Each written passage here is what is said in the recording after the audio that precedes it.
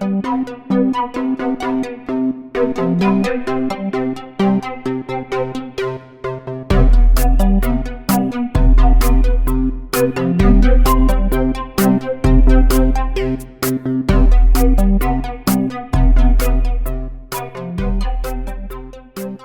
Happy New Year, everybody. Happy New Year to our great audience. Happy New Year to those who will watch us later. This is our first episode in the year 2021. This is amazing. With our 41st, 41 episodes now. And this is it's supposed to be a good year, but it has not been a good year so far, for Americans at least. The disease is still surging. We had a horrible, thing happening at the Capitol, and democracy is still under threat. There's a lot of things, I think. But today, we're happy to have Gabriel joining us. Gabriel is from Argentina. I believe it's our first, and then from South America to join this show. Gabriel has been a school principal of one of the oldest bilingual schools, I think, in the Southern Hemisphere, the St. Andrews, I believe. And Gabriel has also been an entrepreneur. He's been organizing consultings for different schools. He's also now managing a brand new school, trying to transform a traditional school into some new models of school. Gabriel has also been an author, including co-authoring with me, actually, a series of books several years ago. So we would like to welcome you, Gabriel, to the show. And today, I think we will have a lot of questions for you. And because you have been someone who have been doing a lot of thinking, a lot of writing, you have your own ideas. You also bring a lot of ideas together to package them, to turn innovation into a reality for students and for many other schools.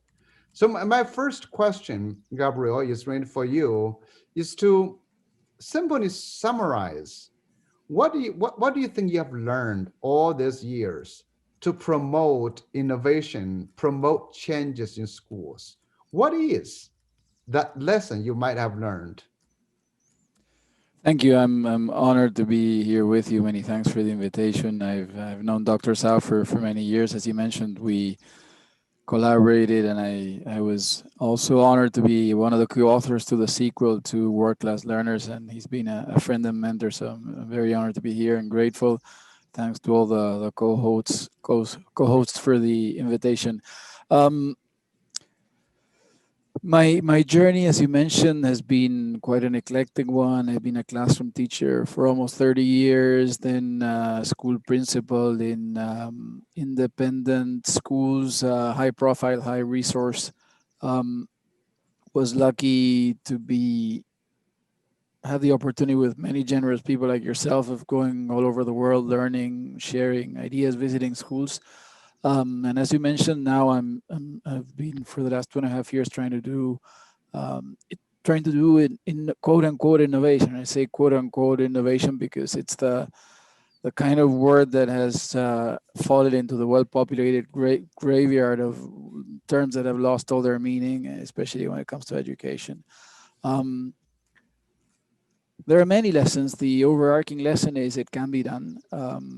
It's very important to construct a narrative that allows us to, again, quote unquote, do the right stuff in terms of what the future of learning can be, so that the families we serve in our respective environments can decode what we are doing, because we face, in education, we face this very unique challenge that our clients don't demand the latest quote unquote technology, but they still believe that what happened in the past was better. It's of course a long discussion, but it has to do with things that are not verbalized, with how when prospective families are exposed to an environment where school is different, where school is enjoyable, where students are not traumatized by grades or are not suffering in schools, they don't understand what's going on. They feel almost unbelievably, instead of being reassured, they feel uncertain about the quality of the education being supplied. So greatest lesson is you have to put subtitles, you have to add subtitles to what you do. So if you're developing a sort of progressive program where students are having fun doing research, learning, if anything, if you can touch the magic of the joy of learning, you have to let them know that they're actually learning, so that they go home and say, today we did this, not say, well, today we played a game and we researched, or we had fun in school. That can be counterproductive. So a follow-up If question. I if Go I ahead. can, Go yeah, ahead. no, I love this what you just said, Gabriel, because there is actually some research to show that even in sort of traditional university and school settings, when students do project-based learning or learning which is driven by their passions, when evaluated later, claim to have actually learned less, even though independent assessments show that they have learned more. Yeah.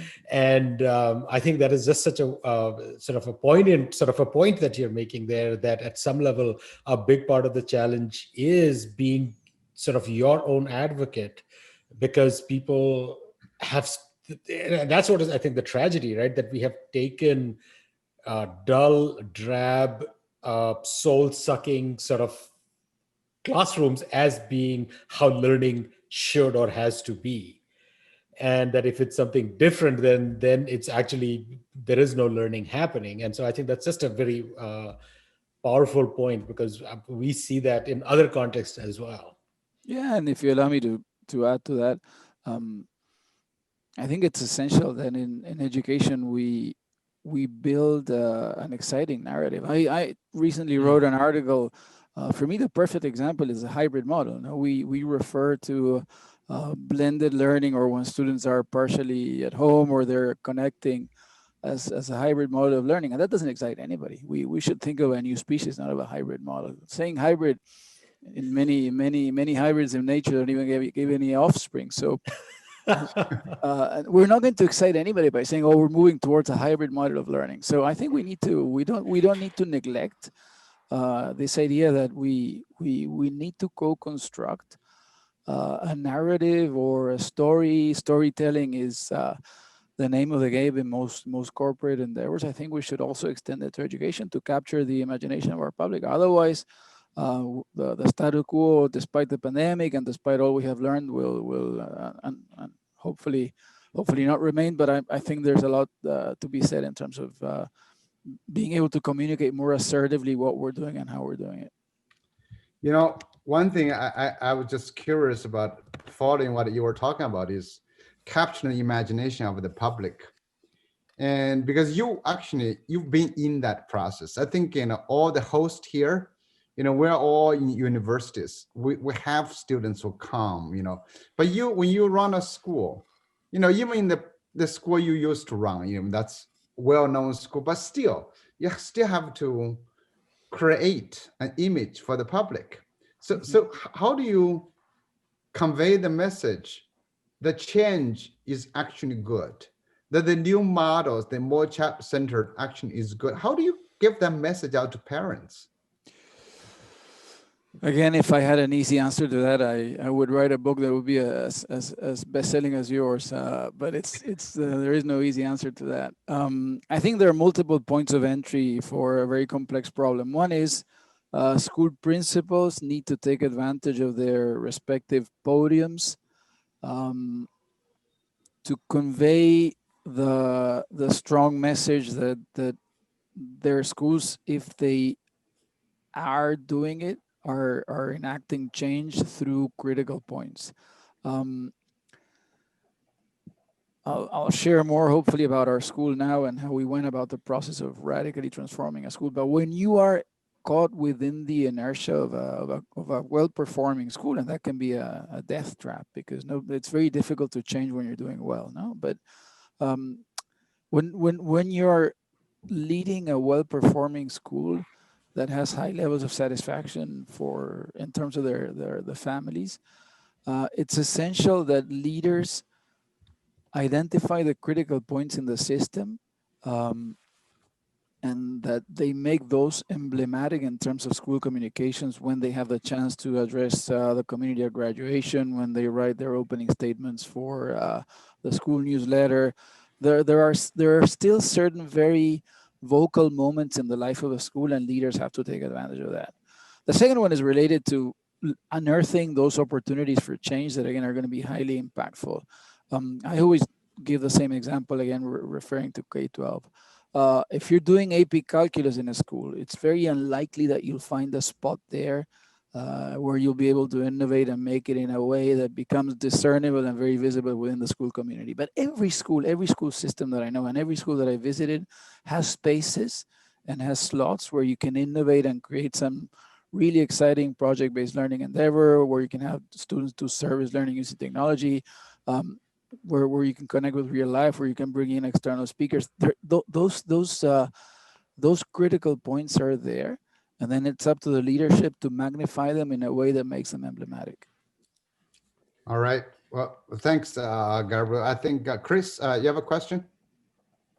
Well, something that I've encountered in my work with schools and parents, and it's always sort of baffled me, is the disconnect between how they think about learning and how they think about education. So I'll work with a principal, and the principal will say, I've got this parent that's really powerful that's just giving me hell. Can you talk to them? And I talk to them and I say, you know, what's your work like? Has it changed over the last 5 years? Oh yeah, it's changed tremendously. You mean the technology has changed? Oh yeah, we got technology everywhere. And I say, well, the same thing is happening inside of education. And the parent will turn right around and say, I don't see the connection at all. I succeeded because I had a traditional education. I had a colleague, I'm not going to reveal the name to protect the guilty, but he was very against technology at Harvard. And one day we got into just a side conversation, and he was telling me about how excited he was at being part of this digital community in photography, because he was a big photography guy. And he's talking about how they're learning from one another and how neat some of these apps are. And I said, well, couldn't we use that in education? And he just sort of looked at me like, but what's your point? And somehow education is seen as pouring stuff into kids' minds, and learning is seen as going out and figuring things out in the real world. And for some reason, there's a whole bunch of people that think that if learning is going on in school, it's wrong because we're not pouring those things into kids' minds. Do you come across that at all, or is that just me? Oh yeah, I come across that all the time. I think it's a matter of it goes deep to some of the most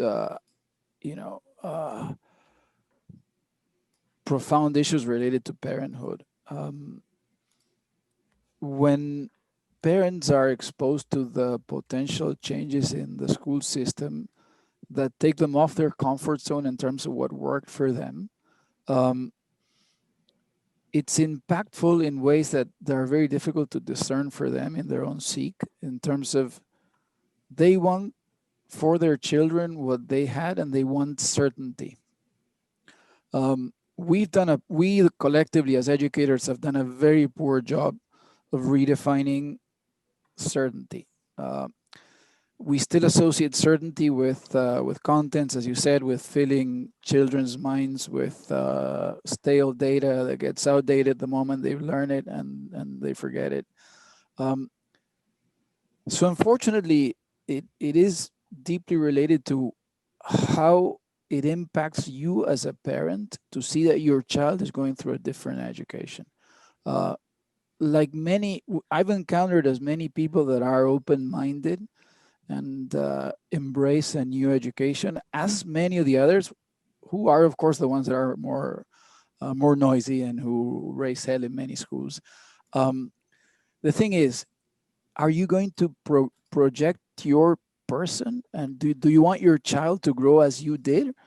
Or are you evolved enough to understand that your children belong to a different generation and they might learn in ways that are almost unfathomable to you as a parent? It's about letting go. And a lot of that has to do with letting go as a parent. Thanks, Gabriel. And now, Shuangye, you have a question? Yes. Hi, Gabriel. I have a question actually on this culture and innovation. I think the culture actually is more ambiguous when I asking this question, but however, it was inspired by Yong. There is an article by Professor Yong Zhao that is about how China and America could not learn from each other, especially on this kind of innovation. That is like in the Chinese education system, we have to make a huge effort and to that we can risk or to learn to risk or to let the students or even the parents to accept or embrace this idea about the uncertainties, risk. So in your situation, in your school setting, how much would be the local culture, Argentina culture, that is work with this innovation? How much is this culture for innovation is embedded or kind of like a kind of flavor? Or how, or would you leverage the culture, or this culture would be kind of constraining? Yeah. Yeah, thanks for the question. That's a great question. I think it's the same all over the world. And in any large city, in any metropolitan area, it is the same kind of thing. Most school systems that I know, most schools that I visited are struggling with the same kind of problem in that it is what's been present, sort of omnipresent in our conversation so far. We want to deliver a product that our customers are ready to consume and who makes them uneasy, and that's a big thing. It's for people outside the field of education, it's hard to understand how the state of the art in the industry is universally accepted. We all know what we should be doing. There are better solutions than what we're using now. We have the means at our disposal. It is not more expensive. We don't need a leap through in technology to make it happen. And despite all that, schools largely have remained unchanged for the last century, give or take a few cosmetic changes. And I've experienced it firsthand in my career. I was in a wonderful school. We had lots of resources, open-minded, but the sort of collective culture, as you were referring to, could not resist change anymore. I could not do more than I was doing. So the only way to go about and I always say, innovation in education is just applying common sense. It's just doing what everybody knows we should be doing. So we went in and took over a school and we said, this is the way we're going to do things. If you like it, you stay. And you meaning the children, the parents, the teachers. If you don't like it, you can go somewhere else. We're going to do the school this way. But it took changing the name, changing the culture, doing a new school over an existing one for that to happen. That's almost impossible to do within an existing institution because it's going against the established norms. And like I think it was, well, there are many quotes attributed to Peter Drucker, but sometimes it's more risky to be incremental than to be radical change. And in education, incremental change doesn't take you to where you need to go. So, I know Kurt has a question, but I want to follow up on that one. Because when Shuangye talks about how, yes, parents have the same desire and they want certainty. And right now, in most places, at least the middle class, upper middle class families, they want their children to go to the elite colleges. That seems to be the certainty, which I think is it's the wrong game. But people think, as long as K-12, you get me into a college, they were a good college. So, but however, how you individuals get into college is different. That's what the big cultural difference. China has a very strict way of doing this. Argentina may have different way of doing this. what I was actually interested in is to say, because you created a school, I mean, the new school is kind of you're creating. So are you aiming at maybe the top 1%? I don't mean top. I mean 1% of the outliers. So are you trying to direct at the mass culture of everybody? No, we're appealing to mostly younger families who have traveled abroad, who have been in our country. There's a kind of profit of people who either have studied, have done an MBA or some kind of postgraduate work abroad, or have lived abroad and have been exposed to maybe more progressive forms of schooling. People, as Chris mentioned, who are aware of the impact of change and technology in their lives. People who are more open-minded. We are probably the only option here in Argentina of a school that unabashedly embraces certain principles for its development. So no, and in Well, terms no, of I mean, in that sense, you're still appealing to a small group of the culture. That's what I meant. You know, it's like a generally innovation. You can start with that because you're yeah, trying but to it's appeal. it's like any forward-thinking initiative. We get a lot more support than people who actually enroll in the school. You know, they do virtue signaling with us. A lot of people are supporting us on social networks. They said we wouldn't be able to accommodate. We're happy. We're growing. We are where we want to be. But it's like many things in life. A lot of people are distant supporters or you know, moral bystanders, and they say, yeah, what you're doing is great, congratulations, but I'll wait for a few more years to see how this is going on, and that's the way it is. And we understand that's part of the game. I mean, unfortunately, again, there's a big lag in terms of how we communicate things in education and how the public is ready. This is by the way, it's a real picture. It's not a fancy background. I have a past in space education, and I learned many lessons there. One of which is applicable to education. When the time came to take humans to the moon and generate the kind of massive impulse to generate that technological revolution and achieve that feat.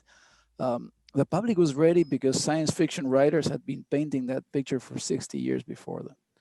So when the time came to make it happen, people were ready. People are not ready for the kind of education that we're trying to do. So if again, I think more efforts should be channeled to communicate forward like progressive and innovative initiatives in education than is currently being done. But anyway.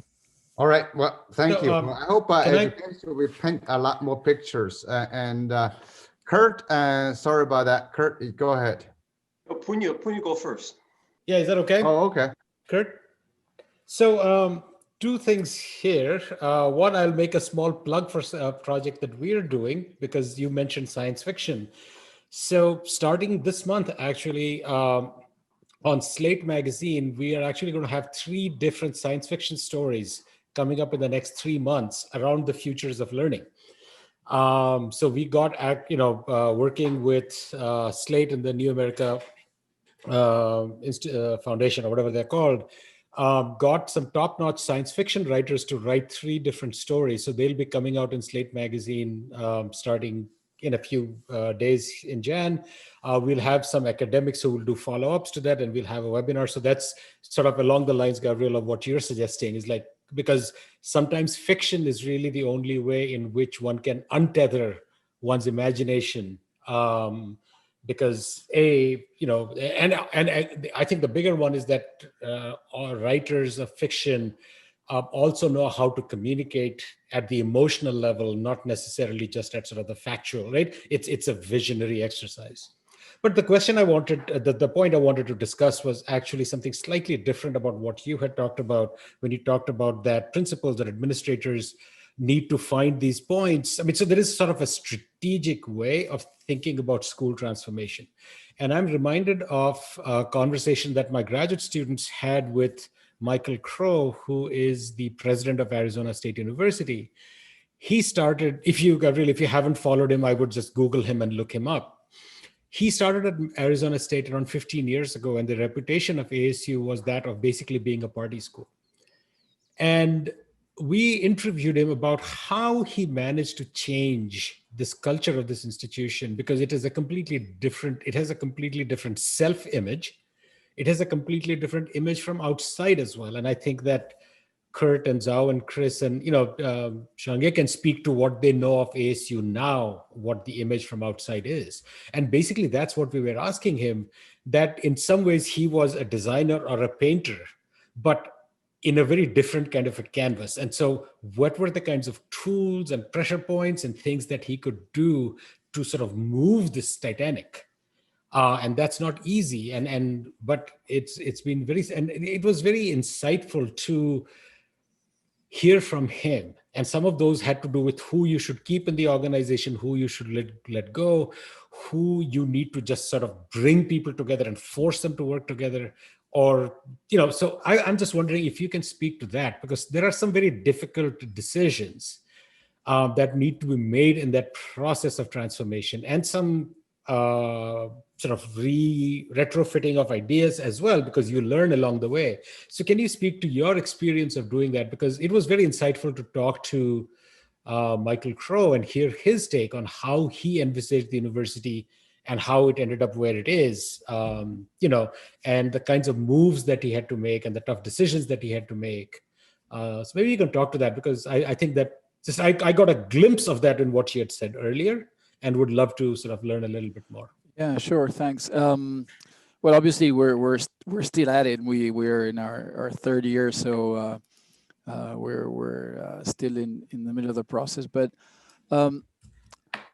we've made a point of being very assertive about the underlying principles for our school, and we do that because we know that this is not an ideology, and that when we implement some of these principles, we can't go wrong. When we think about student-centered, about formative assessment, about independent learning, about connecting with real life, about wellness, about focusing on children's self-esteem, on making school interesting, on many other, on having technology as a way to connect globally, and becoming a catalyst for learning. Those are our underlying principles, because we don't hesitate to push them aggressively, because these are not things that neither myself nor my co-founders have come up or unearthed. So one of the things we did, for example, and I'm trying to answer your question, is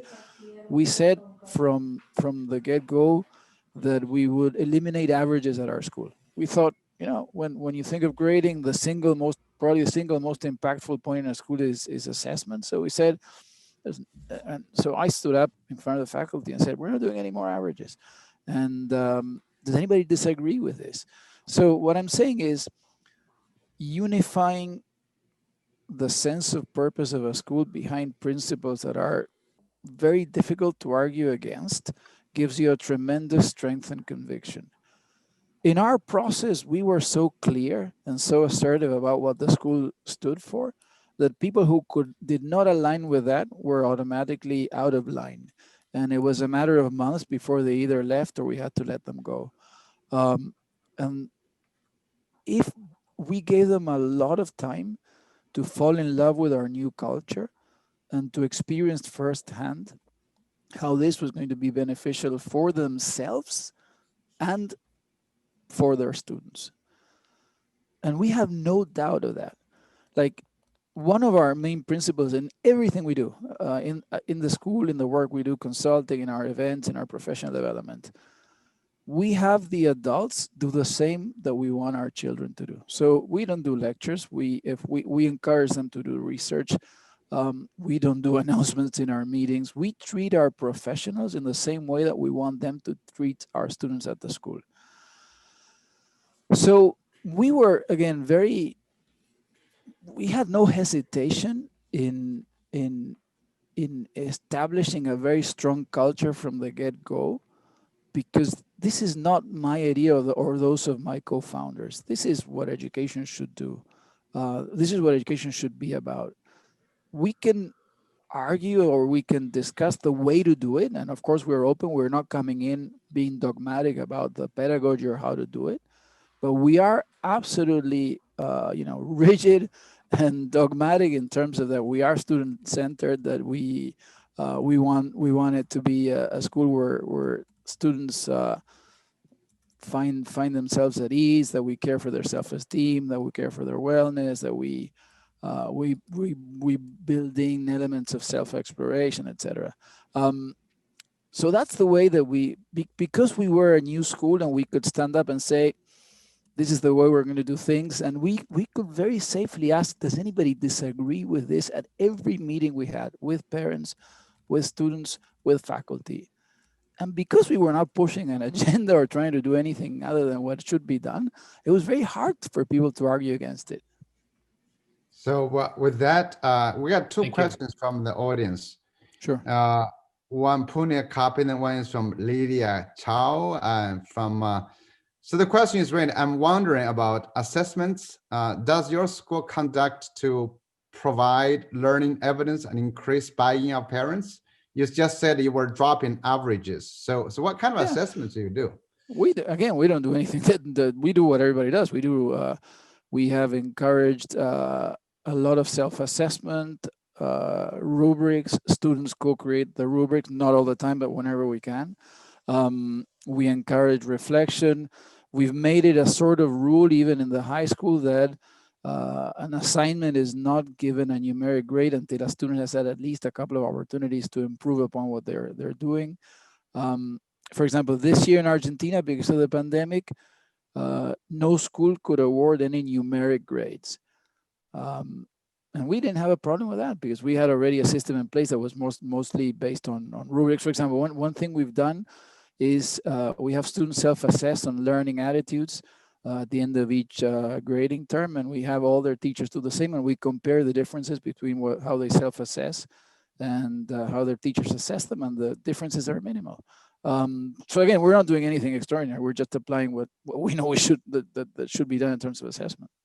Well, the next question I think is actually goes to everybody, not only to Gabriel. I would like to say the whole host actually join to try to say a few words about this question, because this is from Susanna Johnson.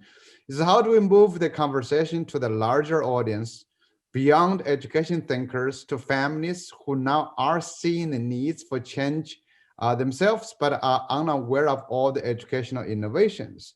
And that goes to, we can, your work in terms of writing, in terms of consulting is in essence taking beyond your own school, a lot of ideas. But what else can we do? I like also the host to jump in to answer this question. How do we take the conversation out about the changes in education beyond schooling, beyond teachers, educators? Go ahead, Gabriel, first. Sure. I think there should be an intentional push by the stakeholders in education, namely large organizations, respective education systems, to broaden the understanding and create a positive sense of expectation regarding what educational quality is. This is not going to happen as a consequence of concatenated actions, individual action. This is not going to happen unless we do a specific marketing, advertising campaign that advocates for the benefit of a different model of education. And it needs to be done with the tools of the trade. In the same way as we are sold anything and everything, education should become its own powerful advocate by generating a sort of general purpose campaign to illuminate prospective audiences wherever they are, in terms of capturing their imagination for what the learning of the future could be. Because otherwise, I don't think this is going to happen. You and I have had this conversation before about the tipping point. I don't think we're close to the tipping point in education where remaining as you are is more risky than changing. That is not going to happen unless there's a concerted push in terms of broadly disseminating what learning for the future could be. Maybe that's Punya's 3 Slate articles will do the job and take everything.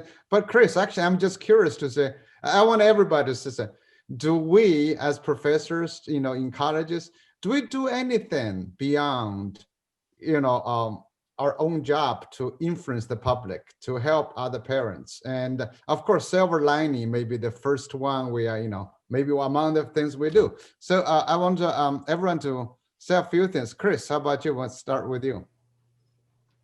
Well, as a consultant, I work with schools of different kinds, and not just with the teachers or the leadership, but with the whole school community. But one thing that the pandemic did for me, besides a silver lining, is I started doing some blogging, not often, but when I think I have something really useful to say. And those blogs, some of those blogs are written to parents as the audience rather than teachers or educators. So I think that it's important, but it's not important to the university. They could care less whether you do anything that isn't part of directly helping the university. Well, that's a question. So I want to go to Shangye. I don't know, wondering, Shangye, do you do anything with to parents? To parents, okay. Yeah, That's a good the question. parents and the public. Actually, I didn't do much direct, didn't cast much direct impact on parents. But now we are doing some kind of a research on studying the Chinese parents' educational anxiety. Actually, we could see, I don't have any solution to ease or their anxiety, but at least I can share or echo Gabriel's kind of comments on the current situation. That is how much we can change the schooling, from academic perspective. But usually we can see as kind of a single, at least for me, I cannot fight with the system. I think the system is not about the political or educational, more from the market. Actually, we have a kind of a shadow education system. That is, the shadow education system has already been fueled by those venture capital. So we have kind of quite a lot of so-called educational entrepreneurs. They entered into this kind of market to run quite a lot of the companies, educational companies. They claim themselves as kind of a high technology, but actually they function as kind of a shadow of schooling to further accelerate the competition based on examination, or to help students and the parents to boost their scores from doing better in examinations. So at least when Professor Yong, you asked the question about how can we change the schooling system, but actually we didn't mention this, whether it's kind of a negative change or a positive change. So I think at least we cannot assume all the changes could benefit. So maybe we can think more about this kind of, what could be this kind of change. Yeah. Well, thank you, Sonia. I think, Punya, I'm just thinking you're in a position of associate dean. I don't know if your school yourself do anything, try to bring this message out to the public, besides the three science fictions on Slate. Okay. No, I do think that this piece around engaging the imagination that Gabriel talked about, I don't think we do a very good job of that. I think we, as academics, end up more in the instrumental space, rather than sort of in the visionary space. And I think it's almost like asking for a change in the vision for what education can and should be. And I think that, in some ways, I think Arizona State does a pretty good job of that. And one of the things that I watch President Crow, and my dean and I sort of laugh, is that every meeting with him he is just obsessed.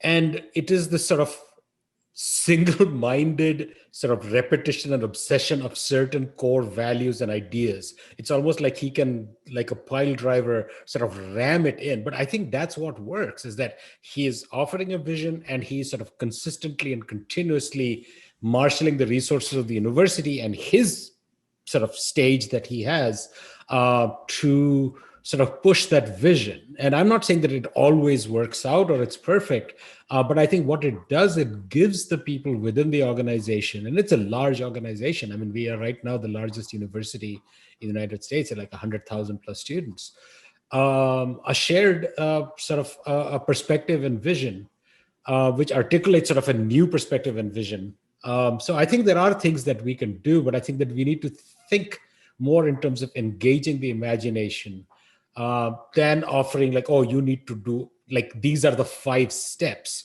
because there are many different ways of getting to a certain vision. And I think that if people have that vision, they will get through it in different ways. I mean, I'm reminded of, since you talked about the space the space program, Gabriel, is this scene from Apollo 13 where they are stuck there and they have to figure out a solution to this problem, and they are these scientists sitting on Earth, given just the tools that they have. There was no one necessary way of solving it. You have to figure it out. There could be many different ways of getting there. But once you have that vision in place, and I think what's lacking and I think that's the point that Shangye was making too, which is, yes, you have these entrepreneurs who are incredibly smart and talented, but are focusing their attention on improving students' grades. And it's the same parallel sort of an education system that you see developing in India as well, where you have all these companies who have, there's White Hat Junior. We will teach your kid coding by the time they are 7 years of age. And Byju's and all these other companies which are like focused on one thing, not the broader vision for education that we'd like to articulate. Kurt, I will let you answer that question and also ask a question. But before you do that, I just want to really reiterate that, we are living in a time of very divided countries, divided people, divided social media, divided messages. So I think it is important, Chris was saying that we write our blogs, we write our comments, we write opinions. I do think, yes, writing blogs doesn't count as anything in universities. Writing even a commentary doesn't count as anything. But I think sometimes, since if we are in this business, if we have views, want to share, want to, it's important for us to put those words out, so as much as possible. So Kurt, you have a question, and also I want you to comment on how do we move the discussion about education innovation beyond schools and towards more families and societies. Well, I had 2 comments and 2 questions. You've asked me to respond to this one, so now I'll have 3 comments and 2 questions. My comment is in terms of what I've done to support parents and educators. In 1999, I created a little entity called Course Shared LLC, and I created 8 sharing sites. Survey Shared, unfortunately a year after SurveyMonkey, but free surveys, Instructor Share, Trainer Share, University Share, Library Share. I was creating all these free sites to find all the libraries of the world in a digital way, for instructors to share their course contents, because I got excited about Merlot, but I wanted to create something better. And I dabbled in that for a decade, but I got worried about copyright issues and so forth, so I disbanded much of that. But I kept Training Share. And so I post a lot of things in Training Share and provide resources for folks that it used to call Resource Share. I think that might still exist. So what I've done recently is last month I was asked by teachers in Botswana who are Fulbrighters here at IU, a couple of Botswana teachers, to train them, but their internet was shaky. So in turn, I sat right here and recorded 3 videos. So for our audience, I posted 3 videos on all 3 of my models for teaching online my R2D2 model, read, reflect, display, and do, my tech variety model for 10 motivational principles of teaching online, and my education 2020 model. The videos turned out pretty good without any editing, actually. So I've been sending all my former students in China and Taiwan, Korea, and elsewhere in the world links. So I said, pass these on to your parents, pass these on to teachers in your community. During the past week, I've been going through my 2020 emails, and I save many emails, and then at the end of the year, I review them, the important ones. All the people I pulled up, maybe about 40 or 50, and I've sent links to these 3 videos. So if you go to trainingshare.com and go to archive talks, you can get 3 free videos for training your teachers and getting parents up to date on what's happening in the wide, wonderful world of open and online education. So that's what I've done. That first comment. Second comment, as I look at the triangles here, the squares, I see Chris and I see Gabrielle, and Gabrielle's post here for this show, it says he's an education futurist.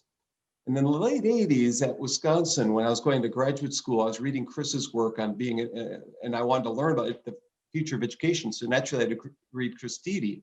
And I was wondering, as we're talking, I said, how did I learn what Chris's work? And there's 3 ways I got access to Chris's work. I went to the library, and I went to microfiche and journals. I went to a class, and I read. They had packets of articles. We would go to Kinko's and run off those packets. And number 3, I got to meet him at AERA, and he'd have physical copies of his papers, and he'd hand them to me and hand them to other people. He'd bring a bunch of them and hand them off. And now we have this forum, and we have many other forums. The web didn't exist in the late 80s. The internet did. But, I'm thinking that maybe in 4 weeks, when we have a reflection on our shows, that the 5 of us need to come up with 5 things about the future of education from our vantage points. And that would be an interesting show, I think. Anyhow, Chris, meet Gabrielle. Gabrielle, meet Chris, because you're in sync with one another. I can see that. Third comment I have is for Chris. The School of Ed at Indiana University was built to be a demonstration site for technology and education. And when I got here in '92, they were taking the tape off the elevators. I mean, literally the week I arrived, they finished the building. And so I taught with technology because we were funded with lobbyist money, with pork, to be a demonstration site. And when I go into my classrooms, all the faculty call me the crazy guy because I was teaching with technology. And I thought that's what the building was built for. And yet we had faculty who were still back in the Stone Age, and it's particularly our statistics faculty. And we had a number of implementations, a systemic way in which IU has integrated technology. And we had a mentoring program. We had Friday morning sessions. We had video conferencing throughout all 8 campuses, showcasing how people are using technology in education. We had training programs. We had all sorts of things that changed the dialogue.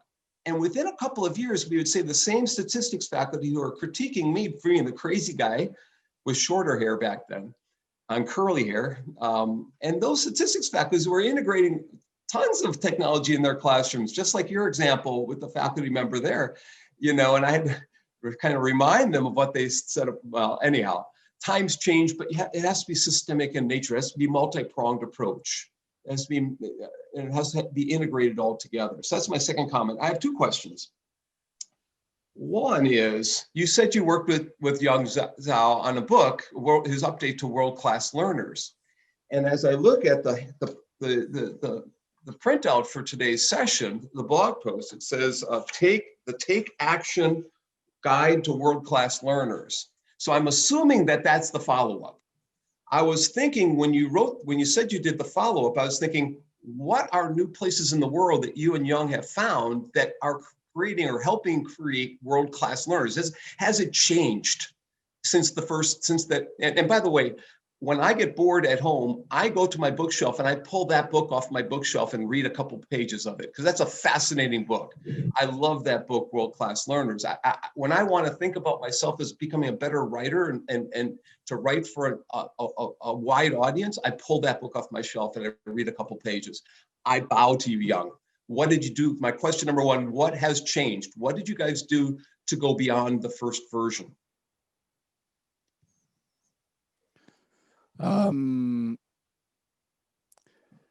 The follow-up books were, there were 3 books, each of which had a certain focus in terms of how to bring down to classroom practice some of Young's ideas from the original book. And I think they were well-intentioned books that had some practical solutions to how many of those ideas could be implemented in real life. It was probably not the right medium. A book was probably not the best medium to remain updated in terms of a lot of the many things that have happened since then. If we had to do things over again, I would raise my hand and say, let's do some kind of interactive blog or website that allows us to build in the many wonderful things that have been done since then in terms of entrepreneurial education, how technology has advanced. So I don't know, Young, maybe it's a sensitive topic that you want to. That's a great question. Gabriel is right. That was, it's an interesting story for you guys writing books. So the publisher, Corin, was very interested in all the set of ideas. So that we should do professional development for schools. Then in order to do that, we need to gather stories, cases, things that have been done. So they actually invested in this. So they brought me and Gabriel, and we had Emily. Remember, we had Emily on the show a few weeks ago.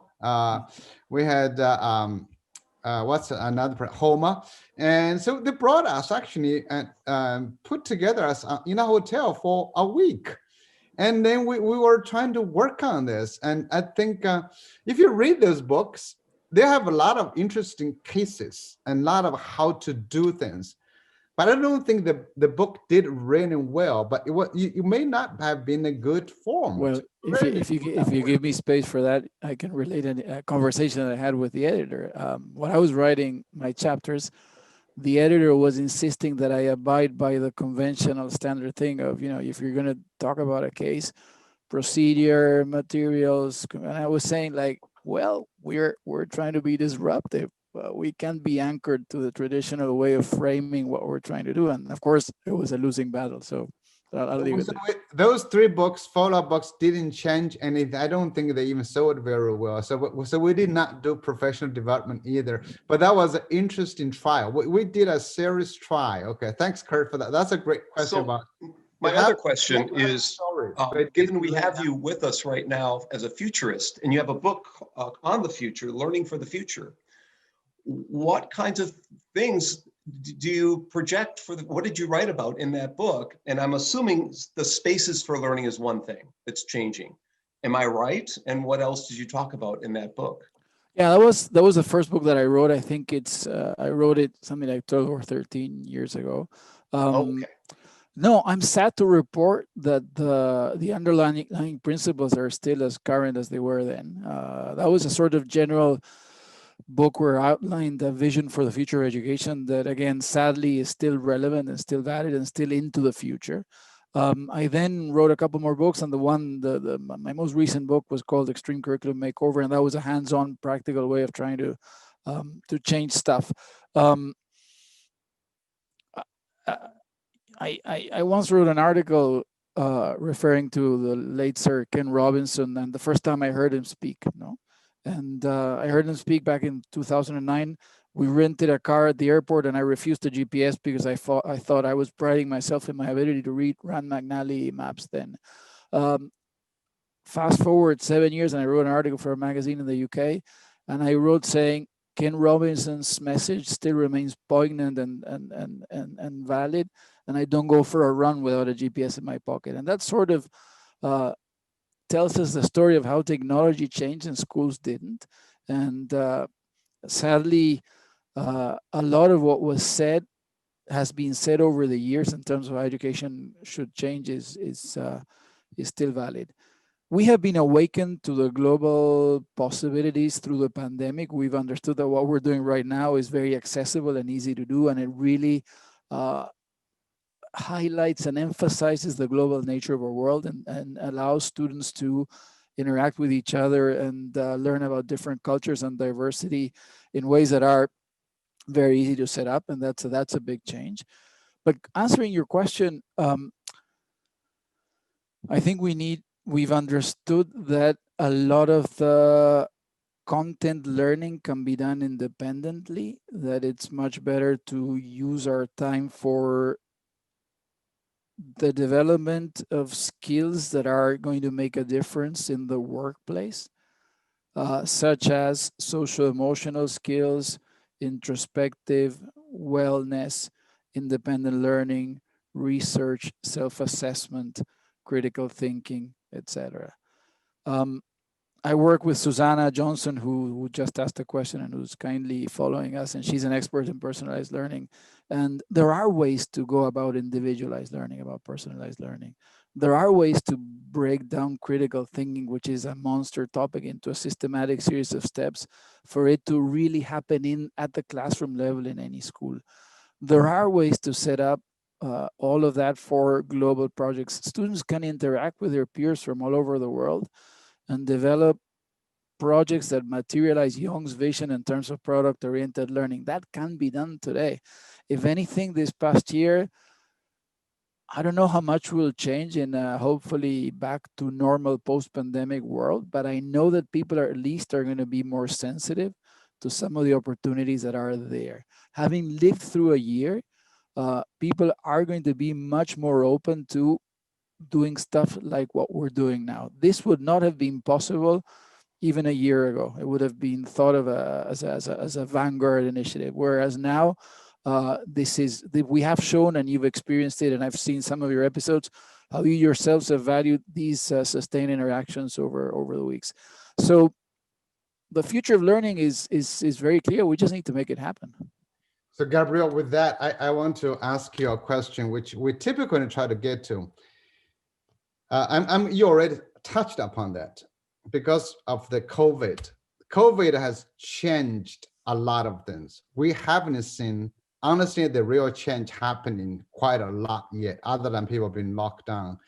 So, you and Susanna and others, you've been trying to do this global online academy. You participate, the program I was doing called HIP, Human Interdependence Project. I was running that global project. So I was just wondering, summarizing your friends' views, your views, to say, how do you think the COVID would push education? Good or bad, Yeah, no. What do you see? There are some clear silver linings. One is we learned that technology does not dehumanize, but can be quite the opposite. The semantic castration, they use the word screens to belittle technology when referred to the negative effects of being connected. And I've had many a conversation with people who are still arguing against technology, and I'm saying, like we're doing now, and I'm saying, does this count as screen time or doesn't it count as screen time? Because we're actually having a conversation. We're not being dehumanized by the use of technology. We're not being self-absorbed by some arcane video game that is. So that is one major learning from COVID. Technology is not, of course, excessive use at a young age, etc., but it's not a dehumanizing factor, but rather the opposite. We've learned from these many interactions something that we should have realized a long time ago. Many people who get it right are reporting increased level of engagement from the students because we are all on the same plane. We are all on the same plane. We are all on the same plane now. We're not standing up and delivering. So when you're communicating with students, you're reaching out to the medium in which they are comfortable and secure. So that is a major principle for learning. You always want to go where the children feel safe. And because we have had to immerse ourselves in this medium, it has been paramount that we reach out to their level. And the third major finding is we should get it over with in terms of whether we're online, we're at school, or we are quote unquote hybrid. We need to develop a model of learning that can be delivered no matter where we are. If we focus on independent learning, on collaborative learning, on research, on not having the teacher lecture excessively, on planning well ahead of time, on supplying digital resources for students to learn, on differentiating learning by providing, again, multiple points of entry, on having open assessments that are corrected. If we are physically at the schools, we can do it at the schools. If we're entirely online, we can do it online. And if we are God forbid, a percentage of students in their homes and some percentage in the schools, we can still do it there. So we need to do away with this idea that we are rooted to the physical environment. And you asked before, and I forgot to answer that question. Sure, spaces need to change. I have a friend, a Spanish friend, who's a specialist in spaces for learning, and clearly, and we've done, that's another conversation. We've done surveys about how students prefer to learn, and obviously informal spaces, places where they feel comfortable, that are more. We've learned again the hard way through COVID that we've had to go to students' homes to learn, and they've learned. They've done away with the sort of sacrosanct, sterile environment of school. They've been in the worst possible place there is, sometimes in their bedrooms, and they've learned. So those for me are the sort of main lessons. Well, thank you, Gabriel. I think the basic message is that we can all learn, and learning does take place. So now, thank you, and let me get Kurt. Can you introduce your next chapter and next episode? Next episode. So episode 42 will be Jean Pennycook, who's a teacher from Fresno, who's studying penguins, Adelie penguins in Antarctica. And she's been down there for maybe 15 seasons, but not this one because of COVID. So COVID has enabled us to get her. She won't be able to show us the penguins live, but she's got a lot of photos in the archive. We've got a blog post on it. Take a look at that. We're going to still revise it a bit, but I recommend watching the short video. It's about a 3-4 minute video. So the co-hosts might want to watch that, as well as our guests and our audience. So it'll be a fun session next week with Jean Pennycook. Great. Thank you guys for the wonderful show, and join us next week.